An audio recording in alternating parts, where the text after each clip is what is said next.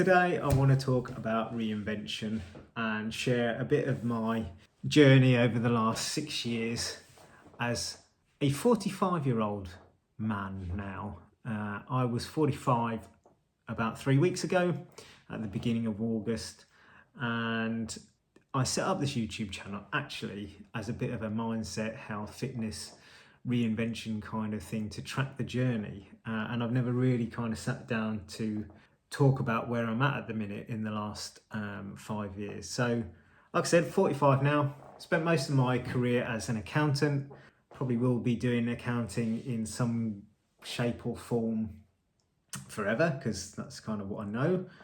But over the last 6 years, I've kind of realised that perhaps I am not happy being an accountant.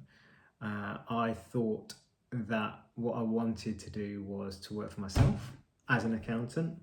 And that was the first step in freeing myself from the corporate hamster wheel, I should say, which I'll call it, that I was stuck in and had been stuck in for a number of years without really realising it.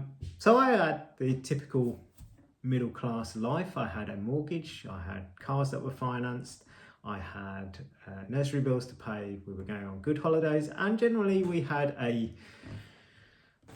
good life. Couldn't complain. I was quite happy to continue on that trajectory that I was on, and work my way up and fight for promotions and steps on that career ladder. But it took one life-changing event to open my eyes, let's say, to where I was at and actually how perhaps I wasn't happy. And it got me questioning life and whether there is actually more out there that I could do that wasn't being an accountant.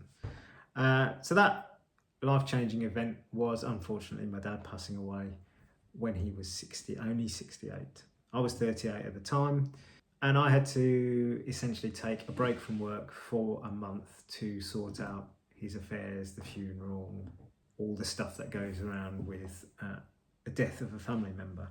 And what taking that month off gave me, aside from it being Christmas as well, with 2 young children, but it gave me some time to think about where I was at.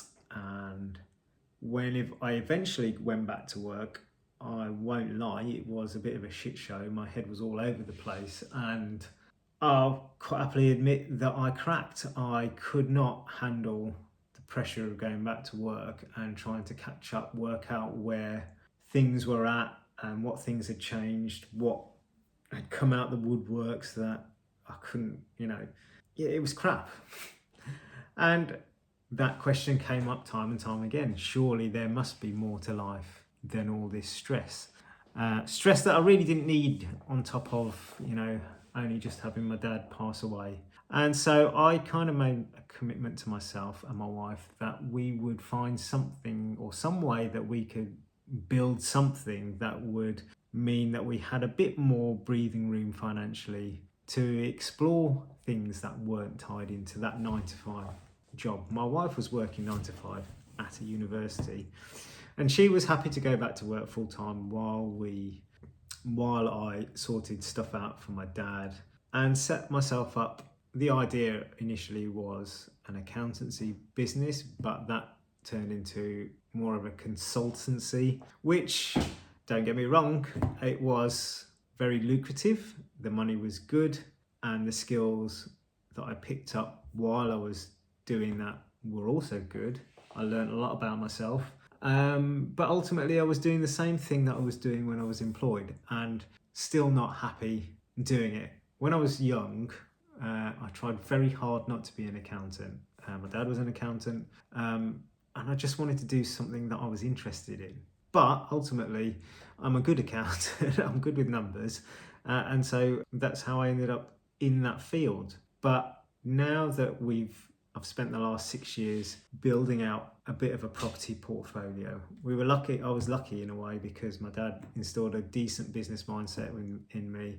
He worked very hard to set us all up with the right skills and every opportunity that we could have financially.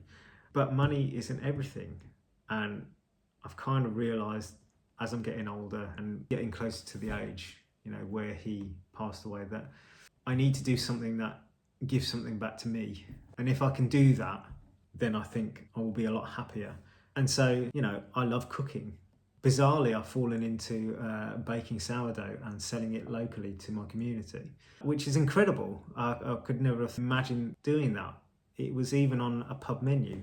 Unfortunately, they've closed for now. But I always wanted a restaurant or a cafe or something like that. And my bread was on a menu in a restaurant. It's crazy.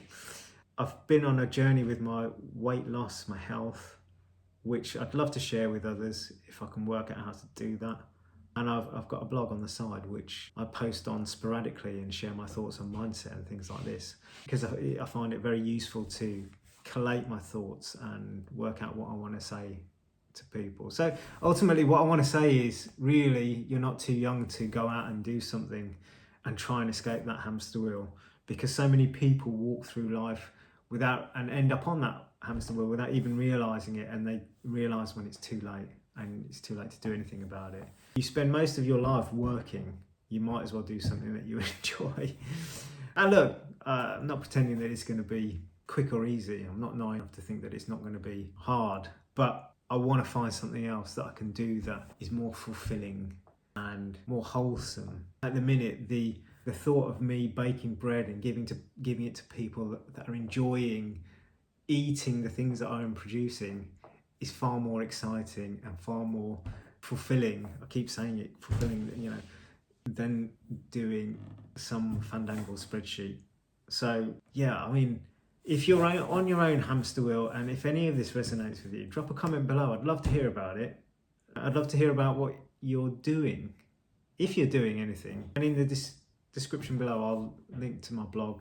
There's bits and pieces on there, my musings, I guess, on life and how to change your direction, even if you're 45 or 40 or 50. It's never too late. I mean, yeah, whatever. I could talk about it forever. But yeah, hopefully I will share some more in the not too distant future about things that I've been doing to try and move the needle in another direction. Until next time, see you later.